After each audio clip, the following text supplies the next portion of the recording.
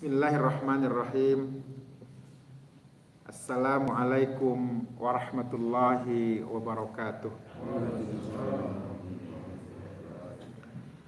Alhamdulillahi rabbil alamin. Wa bihi nasta'in ala umuri dunya waddin. Assalatu wassalamu ala rasulillah wa ala alihi wa sahbihi wa man wala amma ba'd. Hadirin bapak-bapak, ibu-ibu yang dimuliakan Allah Subhanahu wa taala. Alhamdulillah, pada pagi hari yang baik ini kita diberikan kesempatan oleh Allah Subhanahu wa taala untuk hadir bersama di masjid yang mulia ini untuk menunaikan tuntunan Nabi Sallallahu Alaihi Wasallam. Salawat dan salam kepada baginda Nabi Sallallahu Alaihi Wasallam. Semoga salawat selalu tercurahkan kepada beliau. Hadirin yang dimuliakan Allah Subhanahu Wa Taala, pada hari ini atau waktu-waktu ini kita telah memasuki bulan Rabiul Awal yang dalam masyarakat kita sering kita peringati sebagai bulan Maulid.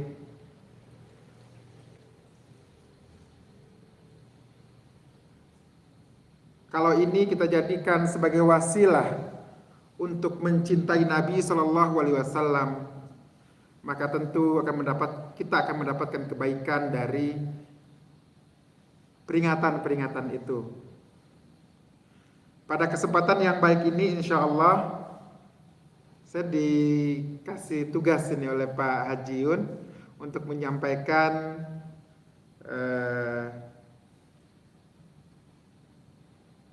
tema mungkin ya, menata hidup mulia berpegang kepada uswah Rasulullah Sallallahu Alaihi Wasallam. Saya menyiapkan presentasi sebetulnya. Mohon maaf ini karena saya di kampus ya. Biasa kalau menyampaikan materi pakai presentasi. Jadi rasanya kalau nggak pakai presentasi kayak agak gugup ya. Saya ini kan Pak Haji. Saya aja yang buat linknya.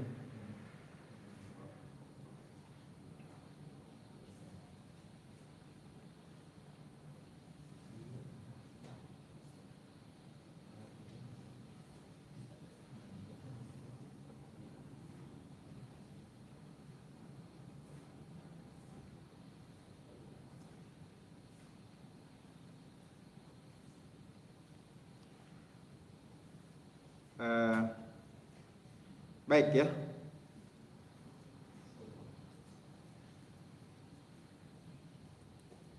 Bapak Ibu sekalian yang dimuliakan Allah Subhanahu wa taala,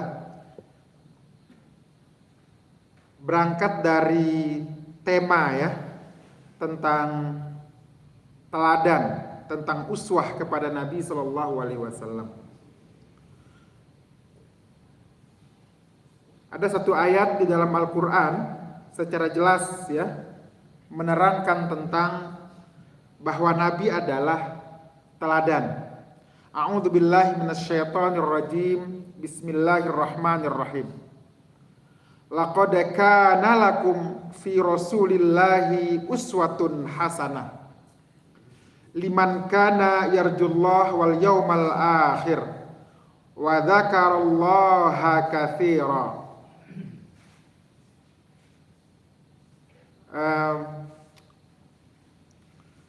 Makna ya ayat ini adalah surat Al-Ahzab ayat yang ke-21. Maknanya, sesungguhnya telah ada pada diri Rasulullah Sallallahu Alaihi Wasallam suri toladan yang baik bagimu, yaitu bagi orang-orang yang mengharapkan rahmat Allah dan mengharapkan pahala pada hari kiamat, dan dia banyak menyebut Allah.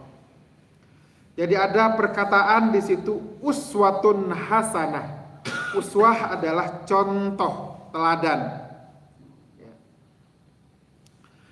Jadi saya coba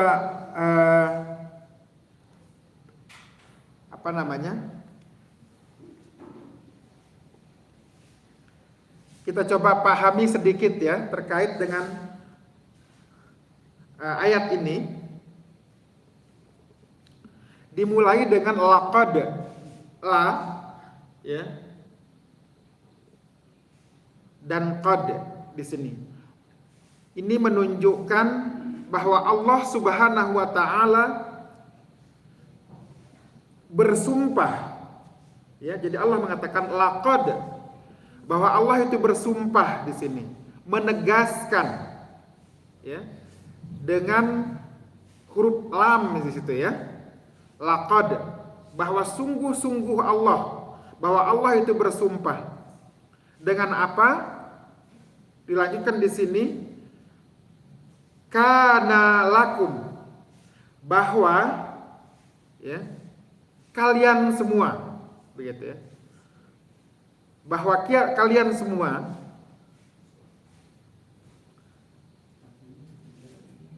yaitu orang-orang beriman ya, hendaklah ya, mengikuti Rasulullah Shallallahu Alaihi Wasallam, karena pada diri Rasulullah itu ada uswatun hasanah, ada contoh yang baik. Ya, nanti kita coba lihat ya, contoh yang baik itu apa sebetulnya? Ya, contoh yang baik yang disebut dengan uswah hasanah. Bagi siapa uswah hasanah itu? Contoh yang baik itu? Oh gitu. Ada. Anak saya di masjid dulu, HP-nya ketinggalan di rumah, jadi lagi pengajian. Berapa? Jadi nggak bisa dilakukan.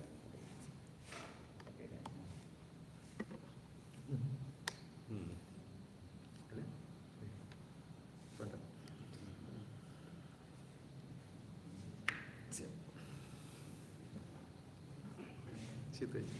Nah, gitu aja.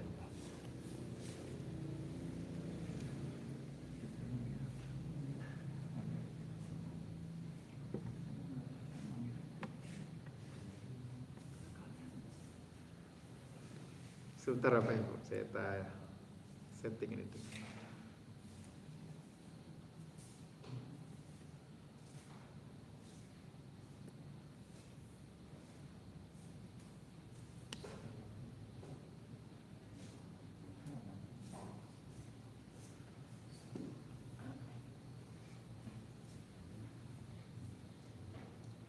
Tanpa internet langsung aja ke sini.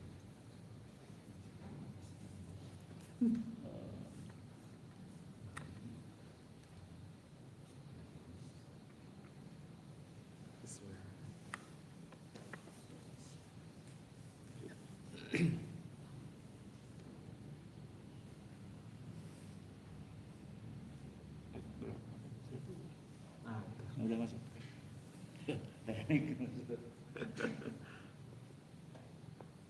Oh, kalau bisa coba sekali.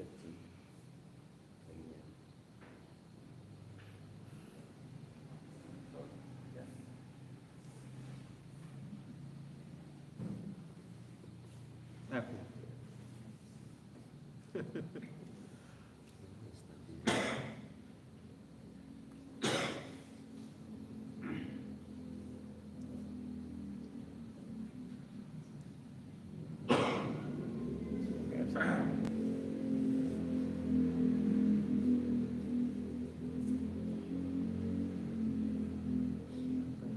display connection, display.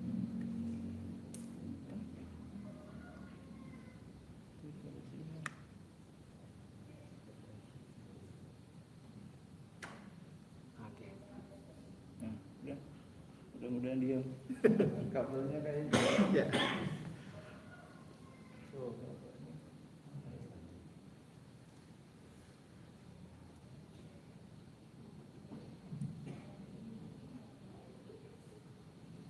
Oke.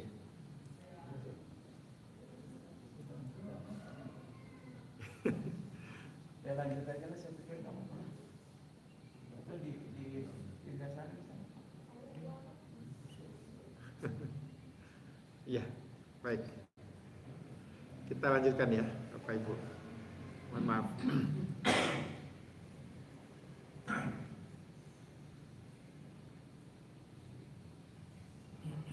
Saya nggak tahu nih di sini atau di sana ya. Mungkin itu Pak, jawaban di situ mungkin kurang ini.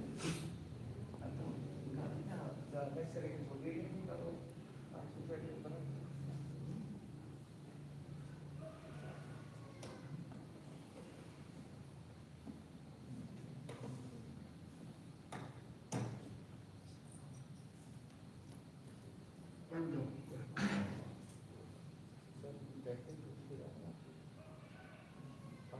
Baik, kita lanjut aja Bapak Ibu ya. Nah ini udah diam betul.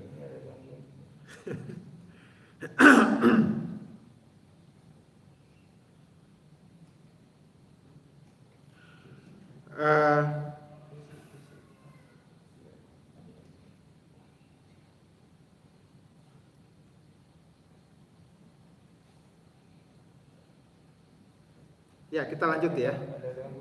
Dari ayat tadi ya. Mohon maaf Bapak Ibu. Bahwa kata laqad kana lakum fi rasulillahi uswatun hasanah tadi ya. Bahwa Allah itu bersumpah bahwa pada diri Rasulullah Shallallahu Alaihi Wasallam ada contoh teladan yang harus kita ikuti, yang wajib tentunya kita ikuti. Ya, bagi siapa? Bagi yang menghendaki Allah atau ridha dari Allah Subhanahu Wa Taala, mengharapkan pahala dari Allah Subhanahu Wa Taala.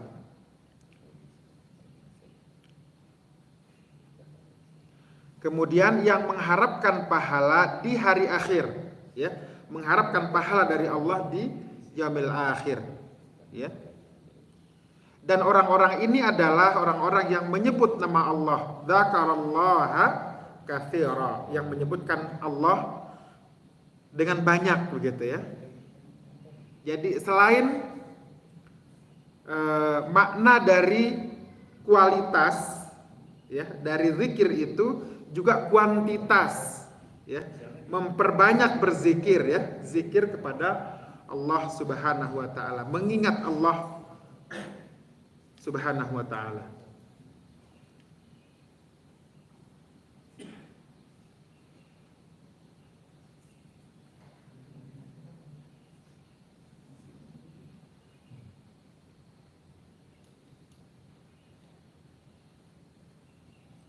Oke. Nah, saya coba lanjutkan di sini ya. Tadi kita lebih fokuskan begitu ya ke kata uswatun hasanah ya. Contoh teladan yang baik dari Nabi Shallallahu alaihi wasallam. Di dalam ilmu qiraat, ilmu membaca Al-Qur'an ya, para ulama berbeda pendapat. Ya, ulama qiraat itu berbeda pendapat dalam membaca uswatun. Ada yang membaca dengan kata dengan uswah ya, di dhammah di huruf alif, uswatun. Artinya atas, besar begitu. Itu uswatun. Ada juga yang membaca dengan huruf baris bawah atau kasrah ya, dengan iswatun. Ya. Dari kata yang sama, uswatun, ada yang membaca dengan uswatun, ada yang membaca dengan iswatun. Uswatun menunjukkan hal-hal yang besar, hal-hal yang mendasar, hal-hal yang substansi begitu, substansial. Sedangkan iswatun menunjukkan kasroh. Kasroh itu artinya kecil, pecah, hal-hal yang remeh begitu. Ya. Jadi Rasulullah SAW kalau kita lihat dari makna dua kata ini, kita baca dengan cara uswatun ataupun iswatun, bahwa Rasulullah sallallahu alaihi wasallam menjadi contoh kepada kita dalam hal-hal yang besar dan juga dalam hal-hal yang kecil sekalipun. Ya. Menjadi contoh kepada kita umat manusia, umat Islam khususnya, bahwa Rasulullah itu menjadi contoh untuk hal-hal yang besar dan juga untuk hal-hal yang kecil. Ya. Nanti coba kita lihat. Kemudian di dalam bahasa Arab juga kita mengenal istilah uswah itu sendiri atau iswah tadi, dengan satu lagi disebut dengan qudwah. Ya. Kita mengenal dua kata itu, ya. Uswah dan qudwah. Uswah bermakna contoh yang dimana kalau orang mengikuti contoh ini maka akan mendapatkan kebaikan seperti halnya kebaikan yang disematkan kepada Rasulullah Sallallahu Alaihi Wasallam. Kemudian orang yang mengikuti kebaikan Rasulullah, ya, yang pertama Rasulullah, diikuti kebaikannya oleh orang lain. Kemudian diikuti lagi kebaikan ini dari orang yang kedua ini kan, yang kedua dan seterusnya. Ini yang terus menerus kebaikan itu menjadi uswah dan selalu baik untuk siapapun yang mengikutinya. Sementara yang dimaknai qudwah, ya, qudwah, kebaikan-kebaikan yang dilakukan oleh seseorang tetapi belum tentu baik dilakukan oleh orang lain. Ini baik ini. Nah, ini yang membedakan. Uswah adalah kebaikan yang dimiliki oleh Rasulullah Sallallahu Alaihi Wasallam. Sementara qudwah, kebaikan yang dilakukan oleh orang lain tidak mencontohi Rasul, lebih baik. Tapi kebaikan ini belum tentu baik kalau diikuti oleh orang lain. Nah, itu yang membedakan Rasulullah dengan orang biasa atau manusia pada umumnya. Jadi jelas ya perbedaan antara uswah dan qudwah. Bapak Ibu sekalian yang dimuliakan Allah Subhanahu wa taala. Nah, kita mau melihat dua sisi. Tadi saya jelaskan bahwa ada uswah dan ada iswah. Ya. Uswah itu hal-hal yang besar. Rasulullah berbicara kepada kita melalui hadis-hadisnya, melalui contoh-contohnya. Saya ambil contoh di sini misalnya sholat. Sholat itu adalah perkara yang besar. Ya. Misalnya kalau kita merujuk kepada hadis, hadis ini banyak sekali yang meriwayatkannya ya. Antaranya hadis dari Tirmidzi. Ya. An Abi Hurairah radhiyallahu anhu. Qala Rasulullah sallallahu alaihi wasallam, inna awwala ma yuhasabu yaumal qiyamati min amalihi sholatuhu. Bahwa yang pertama sekali yang akan dihisab oleh Allah Subhanahu wa taala terhadap hamba-hambanya ini adalah manusia. Sudah jelas ya. Kepada hamba-hambanya pada hari akhir, pada yaumul qiyamah, dari semua amalnya, amal yang ibadah mahdoh ataupun ibadah-ibadah biasa yang tidak mahdoh adalah sholatnya. Yang pertama kali akan dihisab oleh Allah Subhanahu wa ta'ala adalah sholat hamba itu. Ya, ini yang saya ingin katakan bahwa dalil ini menunjukkan sholat itu mempunyai kedudukan tertinggi di dalam ibadah hamba Allah. Fa in saluhat, apabila sholatnya sahih, salih, benar, baik, ya, fa in saluhat faqad aflaha wa anjaha. Apabila sholatnya baik, maka orang tersebut, hamba tersebut telah menjadi orang yang aflah, yang berhasil, ya, wa anjaha, dan naik tingkat, kira-kira begitu, ya. Wa in fasadat, dan apabila sholatnya itu rusak, faqad khaba wa khasira, maka orang tersebut telah merugi, ya, dan menyesal.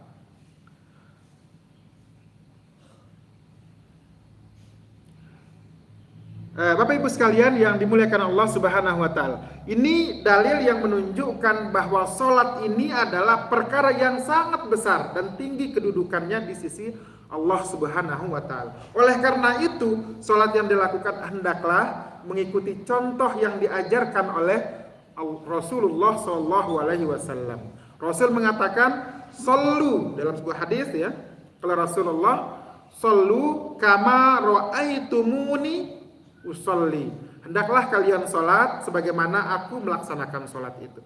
Jelas makna dari hadis ini adalah teladan, ya, uswah dari Rasulullah Sallallahu Alaihi Wasallam. Saya kira pembahasan terkait dengan sholat cukup banyak, sering kita dengar. Ya, ini adalah perkara yang besar, perkara yang sangat mendasar di dalam kehidupan seorang Muslim. Nah, sekarang saya akan lanjutkan. Saya kira sholat cukup di situ, ya, bahwa ini sangat mendasar dan kita sering mendapatkan penjelasannya, ya, tentang uswah dari Rasulullah SAW. Kemudian yang kedua terkait dengan iswah tadi, ya, bahwa hal-hal yang kecil, ya, yang mungkin bagi kita hal-hal ini biasa dan tidak sangat penting, begitu, tidaklah penting-penting banget, misalnya begitu. Nah, di sini saya ingin mengambil salah satu contoh, ya. Banyak sekali contoh-contoh yang kecil yang ditunjukkan oleh Rasulullah SAW yang mesti kita ikuti, yang mesti kita jadikan menjadikan sebagai iswah, ya, sebagai uswah, sebagai teladan yang harus kita ikuti. Ya, misalnya makan, minum, senyum, cara menyapa dan seterusnya. Itu ada dalilnya semuanya, ya. Diajarkan oleh Rasulullah, ditunjukkan oleh Rasulullah cara-caranya. Saya ingin mengambil hal yang kecil di sini tentang makan dulu, ya. Saya ingin mengatakan bahwa ini hal kecil begitu, ya. Jadi memang ada tuntunannya, tetapi tidaklah makan itu masuk di dalam ibadah yang kita sebut dengan ibadah mahdhah. Ya, ibadah mahdhah setidaknya dalam rukun Islam itu adalah ibadah mahdhah. Ya, 5 rukun itu adalah ibadah mahdhah. Nah, ini hal yang kecil yaitu makan. Ya. Tuntunan-tuntunan tentang makan Rasulullah SAW mengajarkannya, ya, atau mencontohkannya. Nah, contoh inilah yang kita namakan dengan iswah.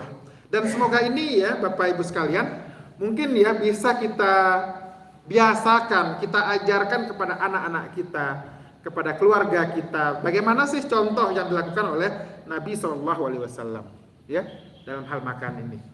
Saya akan coba bacakan beberapa hadis, ya, di dalam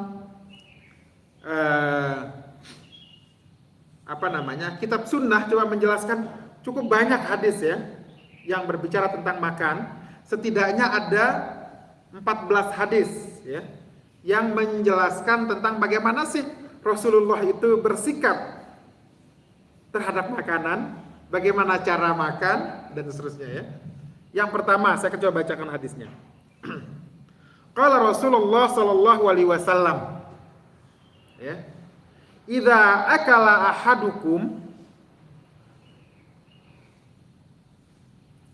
falyadhkur ismallaha ta'ala fa in nasiya an yadhkur ismallaha ta'ala fi awwalihi falyakul bismillahi awwalahu wa akhirahu. Artinya, apabila seseorang di antara kalian makan, ya, maka hendaknya ia menyebut nama Allah dengan membaca Bismillahirrahmanirrahim. Ini tuntunan Nabi yang pertama. Apabila salah seorang atau apabila kalian makan, maka hendaklah dia memulai dengan menyebut nama Allah. Bismillahirrahmanirrahim. Jelas, ya? Kemudian dilanjutkan oleh Rasulullah, jika kalian lupa. Ini hal yang biasa, kan? Dalam kehidupan sehari-hari kita makan, kita lupa juga kita menyebut nama Allah Subhanahu wa taala. Jika kalian lupa untuk menyebut nama Allah taala di awal, ketika sebelum kita makan itu, ya, lupa membaca bismillah, maka hendaklah dia mengucapkan, tiba-tiba di tengah makan sudah saya baca bismillah atau belum begitu. Mungkin saja, kan? Tadi udah baca bismillah atau belum, ya? Maka Rasulullah mengajarkan, bacalah Bismillahirrahmanirrahim dimanapun Ya kan? Dan dilanjutkan dengan bismillahi awwalahu wa akhirahu. Ya, bahwa semua proses makan kita itu dari mulainya sampai akhirnya itu diisi dengan bismillahirrahmanirrahim. Kita mungkin menemukan ya beberapa misalnya ya melihat orang-orang saleh gitu ya.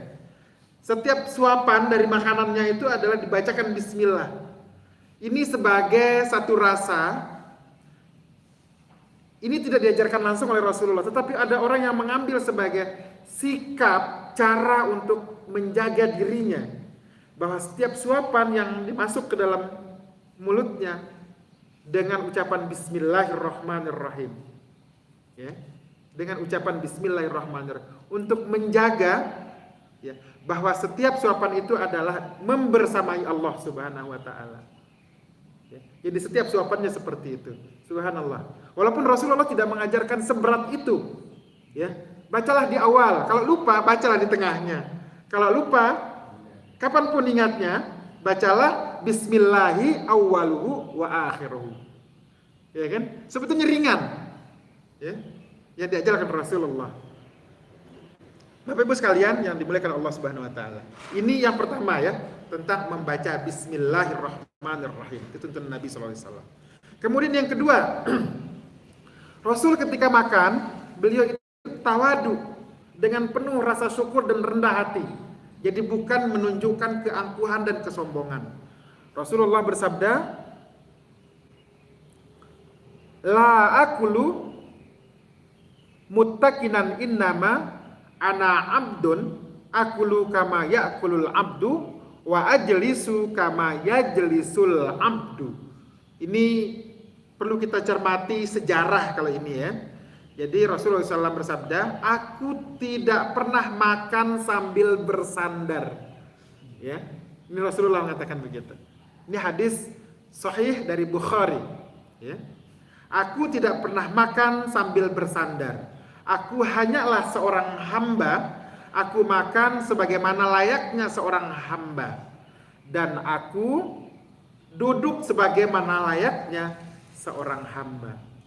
Jadi Rasulullah SAW menunjukkan bahwa cara makan beliau itu dengan tawadu, dengan rendah hati, tidak menunjukkan kesombongan di dalam makan itu. Antaranya ungkapan beliau di sini tidak dengan bersandar.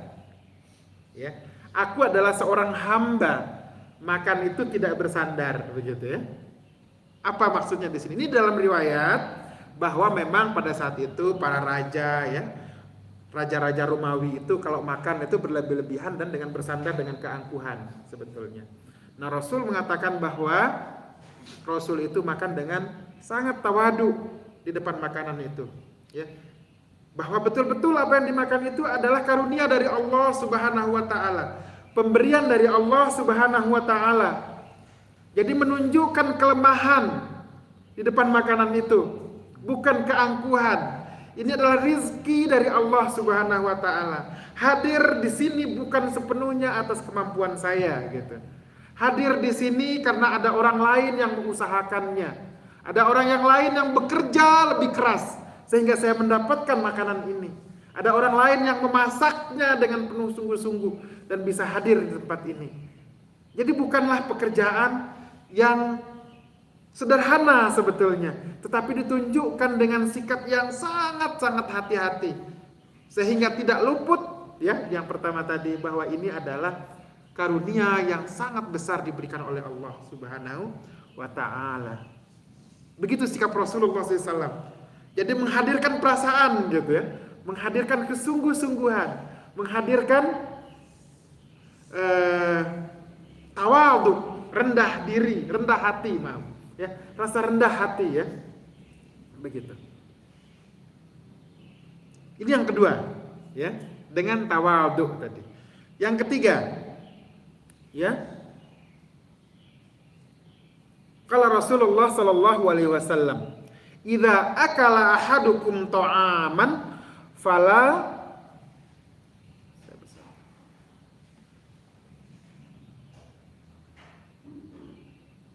Idza akala ahadukum ta'aman fala yamsah biyadahu hatta yal'aquha aw yul'ikuha. Yal'aquha aw yul'ikuha. Dari Ibnu Abbas radhiyallahu anhuma, ia berkata bahwa Rasulullah sallallahu alaihi wasallam bersabda, jika salah seorang di antara kalian makan, maka janganlah ia mengusap tangannya sebelum ia menjilatnya atau yang lain yang menjilatnya. Muttafaqun alaih. Hadis sahih dari Bukhari dan Muslim. Ya. Cara Rasulullah, subhanallah. Yal'aquha wa yul'ikuha. Ya. Di hadis ini populer sebetulnya kalau di anak-anak TK gitu diajar ya. Hadis ini. Jadi begitu cara Rasulullah SAW makan. Kita lebih pas ya dengan hadis ini. Cara kita makan, kita orang Asia ya, kita orang Indonesia ini.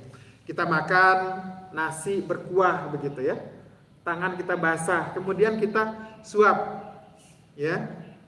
Sampai selesai makan itu bersisa di tangan kita. Ada dua pesan yang pertama di sini. Yang pertama, Rasulullah itu menjilat jari-jarinya. Ya, menjilat jari-jarinya. Dalam hadis ini dilanjutkan yul'ikuha, ya.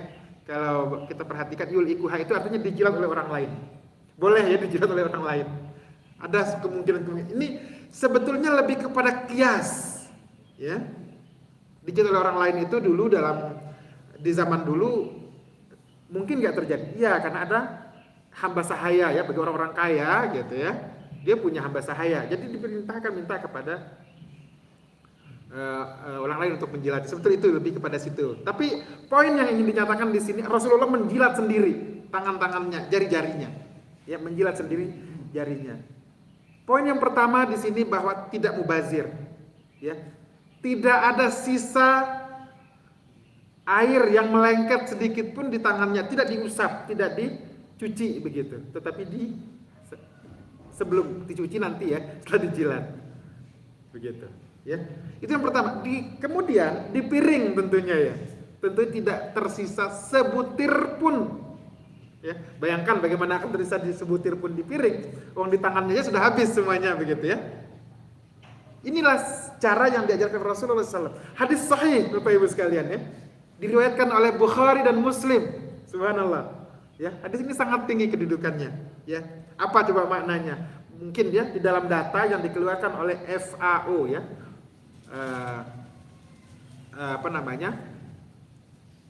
Food and Agriculture Organization ya, yang dikeluarkan oleh FAO ini, bahwa dua negara yang tertinggi adalah yang pertama Arab Saudi. Itu yang paling banyak waste foodnya ya, kotoran makanan, sisa makanannya paling banyak Arab Saudi. Yang kedua Indonesia ternyata, subhanallah. Ya, jadi kita termasuk kelompok masyarakat di dunia ini yang banyak membuang makanan. Ya, jadi punya data itu sebetulnya ya. Ini mungkin ya jadi perhatian kita semua ya pada umat Islam, dan mungkin juga kita bisa sampaikan kepada keluarga-keluarga kita, anak-anak kita, cucu-cucu, Bapak Ibu sekalian, kita semua begitu ya, bahwa itulah cara Rasulullah SAW. Ya, jelas di situ. Yang kedua, yang ketiga, yang keempat ya, ini juga ya, makan dengan tangan kanan dan makan yang dekat dari kita. Kalau kita makan bersama begitu ya. Ya gulamun ya. Samillah wakul biyaminika wakul bima yalika. Ya. Ini Rasulullah mengajarkan kepada anak kecil, mengatakan kepada anak kecil, ya gulam, hai anak kecil, kira-kira begitu ya. Makan dengan menyebut nama Allah, sudah tadi ya yang pertama. Ya, bismillah. Wakul biyaminik. Makanlah dengan tangan kananmu. Biasa anak kecil makan ya. Sebetulnya isyarat ini sebetulnya isyarat tarbiyah namanya.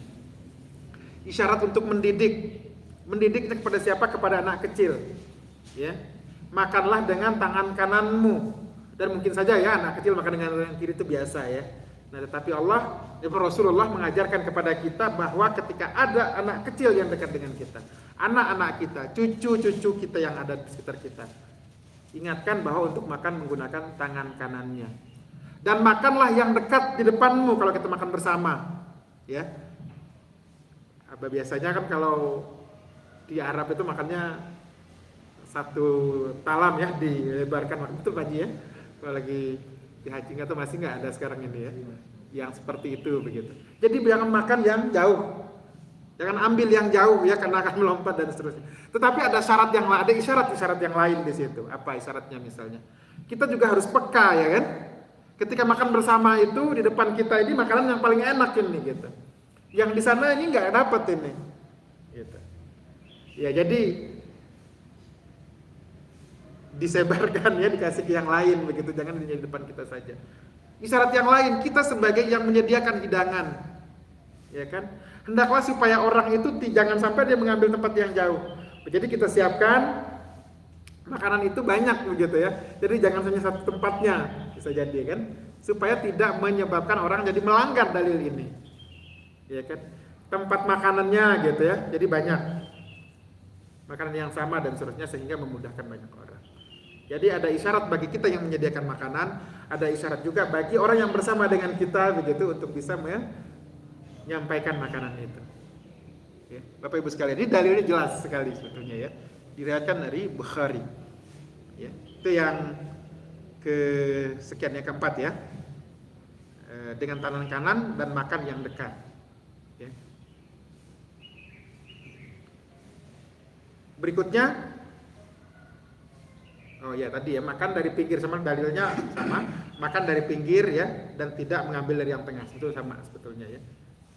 Dalil yang berbeda tapi maknanya hampir sama ya. Bagi dekat-dekat kita saja begitu ya, jangan yang jauh ya. Oh di sini dalilnya begini, innal barokata tanzilu wasatahat ta'am ya, fakulu min khawfatihi wala ta'kul min wasatihi ya. Jadi makanan itu begitu ya, di tengah-tengahnya itu ada berkahnya ya, kalau kita makan bersama begitu ya, atau makan sendiri sekalipun bisa jadi demikian ya, kita manain bahwa di tengah-tengah makanan itu ada berkahnya. Maka berkah ini kita share bersama ya. Kalau kita makanya kalau kita mendengar dalil misalnya al barokatu fil jamaah misalnya ya, ini berlaku secara umum ya, bahwa keberkahan itu terjadi berada dalam jamaah begitu ya. Kalau kaitannya dengan makanan ini, kalau kita ambil tengahnya, berkahnya sudah kita ambil duluan, yang lain nggak dapat ya. Maka ini adalah cara berkah itu tidak terhitung nilainya ya, tidak terhitung. Jadi jangan kita pikirkan kalau kita ambil tengahnya kita dapat berkahnya, orang lain tidak dapat. Tidak begitu cara menghitung berkah ya. Jadi teorinya tuh bukan teori, kalau dalam teori manajemen itu ada namanya Red Ocean Strategy dan ada Blue Ocean Strategy ya. Kalau Red Ocean Strategy, kalau saya sudah dapat, yang lain nggak dapat.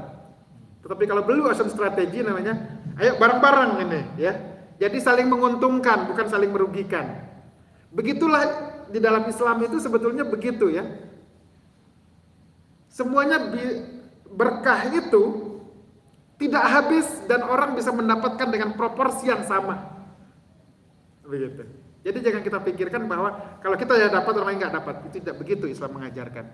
Termasuklah dalam hal yang sangat sederhana tentang bagaimana cara makan yang diajarkan oleh Rasulullah Sallallahu Alaihi Wasallam. Ya. Kemudian yang berikutnya, Rasulullah itu tidak mencela makanan. Tidak mencela makanan, mengatakan sesuatu yang tidak baik kepada makanan itu. Rasulullah SAW bersabda, "Ma ghabatun Nabi sallallahu alaihi wasallam ta'aman qattan in istaha akalahu wa in karihahu tarakahu." Nabi sallallahu alaihi wasallam, habis waktunya begini. Baik, Pak Haji. Nabi SAW bersabda, bahwa Nabi SAW tidak pernah mencela satu makanan sekalipun, dan seandainya beliau menyukai makanan itu, maka beliau akan memakannya, dan bila tidak menyukainya, beliau meninggalkan dan tidak memakannya. Hadis riwayat Bukhari Saya kira cukup jelas ya, kita bisa memahami implikasinya ya. Bayangkan kalau kita katakan sesuatu yang tidak baik kepada makanan itu, ngerasa nggak orang yang menghidangkan, ya, orang yang memasaknya dan seterusnya ya. Jadi ada penghormatan di situ. Kalau tidak suka, kan kita ada juga makanan yang memang kita tidak bisa makan itu begitu ya. Karena satu dan lain hal, karena sakit, karena apa, atau memang kita tidak suka itu gitu. Tidak perlulah mengatakan sesuatu yang mempunyai makna negatif ya terhadap makanan itu. Yang terakhir ada dua lagi. Satu lagi bahwa jangan membiarkan makanan itu jatuh. Ya, jangan memberikan kesempatan makan itu jatuh. Makanan itu jatuh. Begitu ya. Ini hadis dari Bukhari ya. Bisa tidak perlukan baca hadisnya. Yang terakhir adalah tidaklah makan sambil berdiri. La yashrobanna ahadukum qa'iman. Bapak Ibu sekalian, kita kadang-kadang berada di majelis ya, tidak disediakan tempat duduk. Ya, ini hadis sahih dari Bukhari ya, bahwa Rasulullah melarang menggunakan kata-kata la ya. Jadi mutlak ini larangannya. La yashrobanna ahadukum qa'iman. Kalau yang lain-lain kadang-kadang ada sifatnya anjuran, tidak menggunakan kata larangan, tetapi ini mutlak larangannya ya. Tidak boleh di antara kalian itu makan sambil berdiri. Ya, Rasul mengatakan itu. Jadi harus duduk. Jadi termasuklah kita yang menyediakan hidangan kepada para tamu dan seterusnya. Jangan sampai kita menjadi penyebab orang itu melanggar, menyebab orang itu menjadi berdiri makannya. Ya, Bapak Ibu sekalian, mungkin itu. Kenapa aja? Termasuk yang kawinan di sini. Termasuk yang kawinan di sini. Jadi harus difasilitasi Pak Haji. Allahu a'lam, mungkin itu yang dapat saya sampaikan pada pagi hari ini. Mudah-mudahan ini menjadi uswah dan iswah bagi kita, ya. Menjadi uswah dan iswah, menjadi teladan dan juga teladan kecil-kecil ya bagi kita apa yang diajarkan oleh Rasulullah SAW. Kita baru mengambil satu contoh tentang makan saja. Kita masih ada peluang untuk membaca lagi, melihat lagi bagaimana Rasulullah senyum, bagaimana Rasulullah berjalan, bagaimana Rasulullah dan seterusnya. Semua ini ada, ditunjukkan dalilnya, dan ini menjadi uswatun, iswatun hasanatun kepada kita. Dan yang tidak kalah pentingnya bahwa ketika kita melakukan ini diikuti oleh orang lain, ini juga menjadi uswah dan juga pahala bagi kita semuanya. Nastaghfirullahalazim. Assalamualaikum warahmatullahi wabarakatuh. Ada pertanyaan atau sudah? Ada yang tanya enggak? Assalamualaikum warahmatullahi wabarakatuh. Waalaikumsalam warahmatullahi wabarakatuh. Ada dua pertanyaan Ustaz. Yang pertama, sekarang ini kan bulan Rabiul Awal. Ada beberapa pendapat dari ahli sejarah, katanya Nabi Muhammad SAW itu tidak dilahirkan pada tanggal 12 Rabiul Awal, tapi yang jelas meninggal pada tanggal 12 Rabiul Awal. Nah, itu yang pertama. Saya terus terang masih penasaran juga. Kemudian banyak masyarakat kita ya, khususnya di Indonesia ini merayakan Maulid itu dengan cara-cara misalnya ada pawai, ada apa ya. Nah, apakah ini dibenarkan atau dilaksanakan pada zaman sahabat gitu? Karena bukankah kita setiap ibadah yang kita lakukan itu kan harus bersumber dari apa yang dilakukan oleh Nabi. Nah, yang kedua, mengenai tadi salah satu hadis Nabi yang dikatakan bahwa mengenai sholat ya, sallu kama ra'aitumuni usalli. Ini jelas sekali itu hadisnya dan menurut saya sahih. Nah, di mana bahwa kita harus betul-betul ittiba, mengikuti sunnah Nabi, mengikuti apa yang dilakukan oleh Nabi.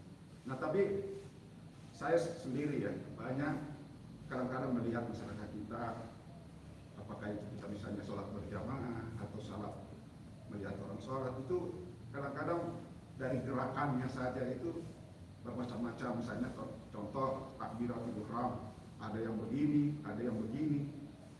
Nah ini yang mana ini yang dulu yang dilakukan oleh Nabi? Itu bukan, itu dari sisi gerakan saja banyak yang berbeda.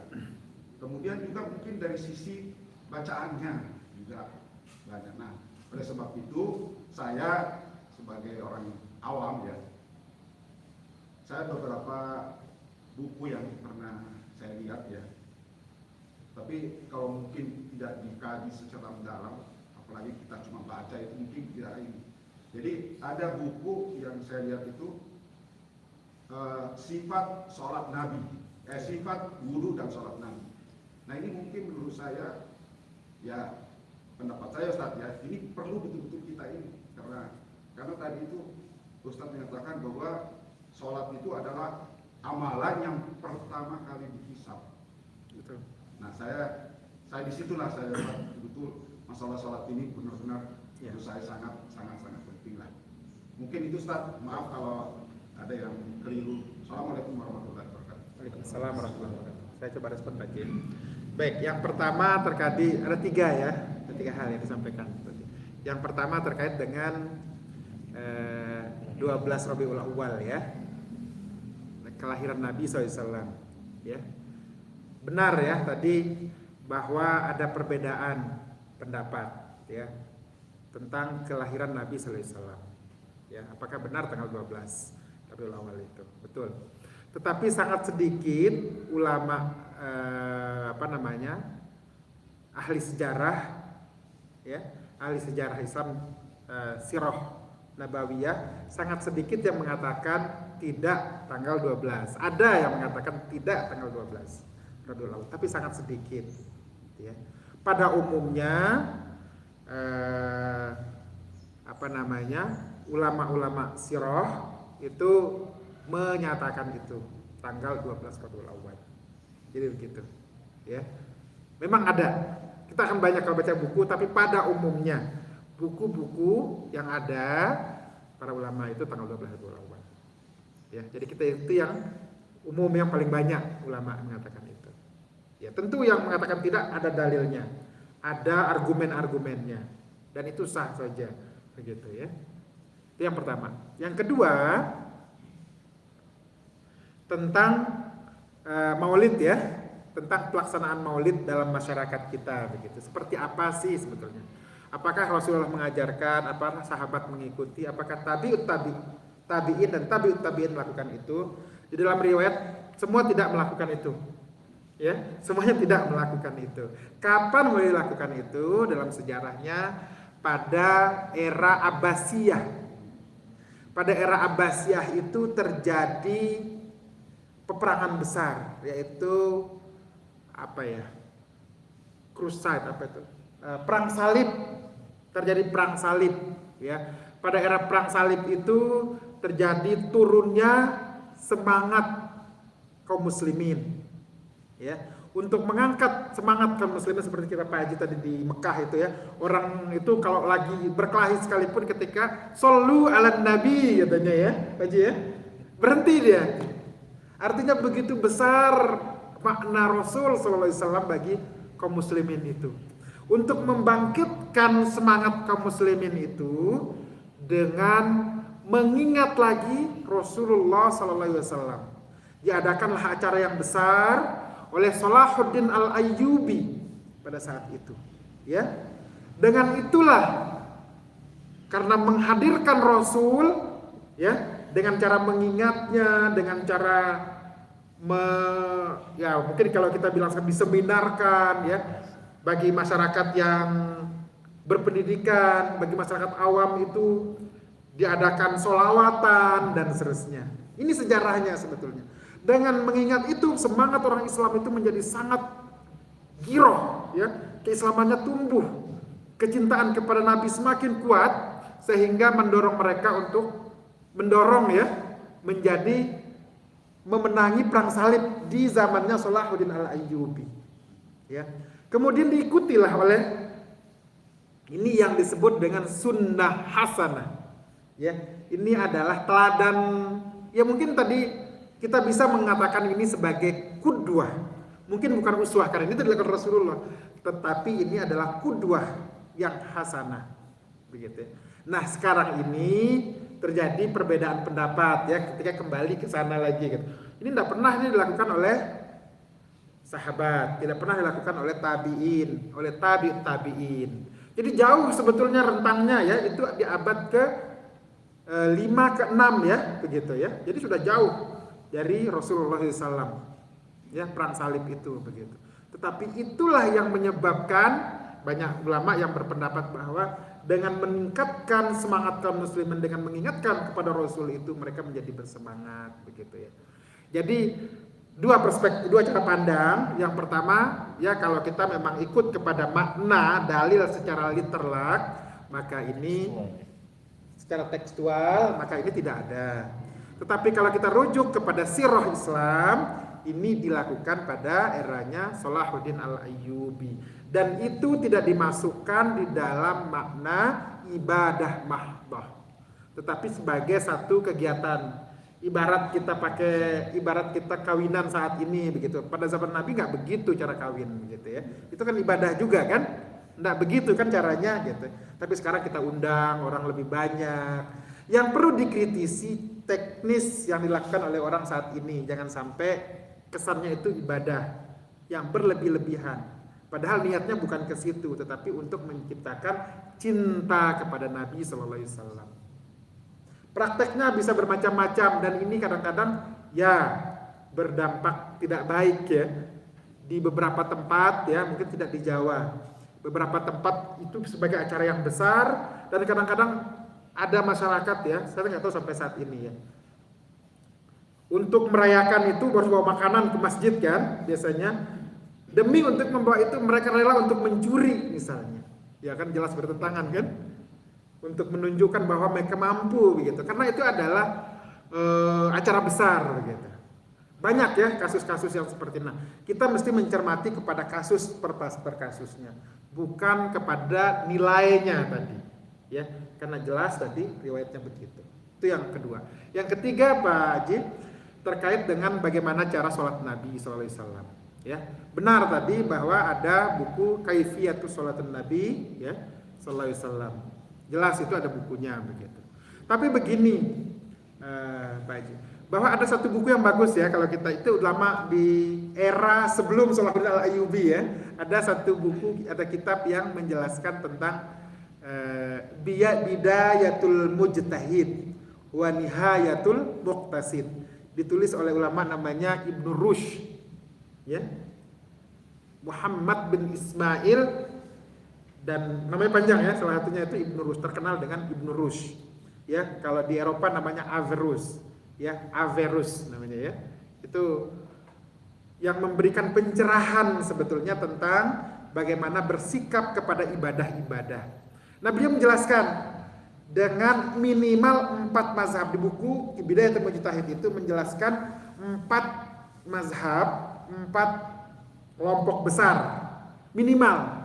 Tetapi sampai 8 sampai 12. Beliau bahwa misalnya tentang cara wudu, beliau akan menjelaskan itu sampai 12 cara wudu yang pernah dilakukan oleh Rasulullah SAW berdasarkan dalil dan interpretasi dari ulama-ulama mazhab tadi.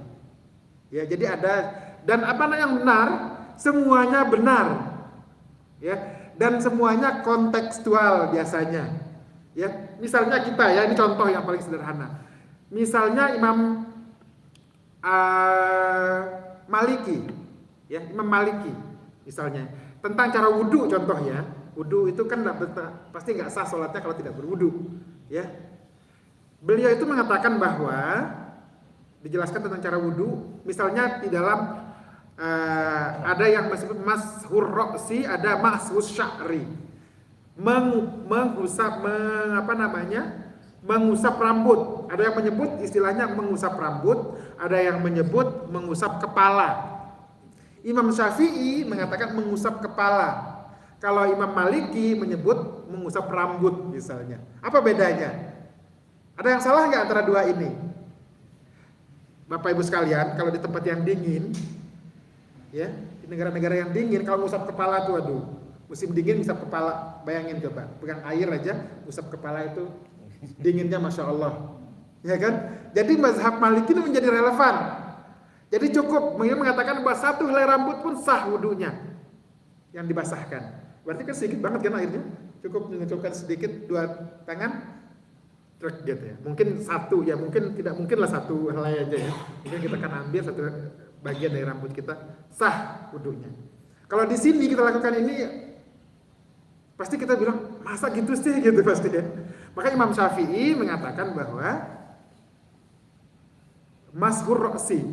Jadi semua kepalanya itu ya, kalau kita kan ambil air gitu, basahin kepalanya gitu. Seger rasanya kan. Wong kita panas kan? Ya, belum habis lagi 3 kali lagi kan? Habis itu belakangnya lagi gitu. Ada yang 3, ada yang 1. Ya kan? Itu cara yang diajar. Jadi dalilnya ada dan kadang-kadang ini Rasulullah kalau dibuat satu caranya, bayangkan Bapak Ibu. Di daerah-daerah yang airnya susah misalnya, ya kan? Airnya buat minum aja susah gitu, mau pakai wudhu. Iya kan? Dari ini cara yang diajarkan oleh Rasulullah dan mana semuanya diajarkan oleh Rasulullah. Ya mungkin ketika kita lihat cara-cara yang bersama, semuanya ada dalilnya sebetulnya. Bahkan Rasulullah mengatakan dalam satu hadis bahwa hatta ya kalau kamu berwudu di air yang mengalir sekalipun jangan membazirkan air. Kamu berwudu di dalam sungai jangan membazirkan air. Coba apa filosofinya? Ya kan? Kan begitu. Ya. Saya kira begitu Pak Haji ya penjelasannya. Allahu a'lam. Cukup barangkali ya. Tidak ada lagi pertanyaan. Sudah masih banyak. Bahkan ada yang bekerja.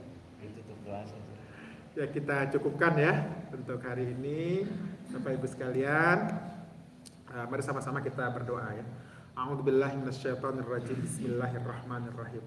Hamdan yuafi ni'amahu wa yukafi'u mazidah. Ya Rabbana lakal hamdu kama yanbaghi li jalali wajhikal karim wa azim sultanik. Allahumma salli ala Muhammad wa ala ali Muhammad. Wa radiyallahu ta'ala an kulli sahabati Rasulillah ajma'in. Allahumma ghfir lana wa li walidina warhamhum kama rabbawna shighara. Allahumma ghfir lana wa li walidina warhamhum kama rabbawna shighara.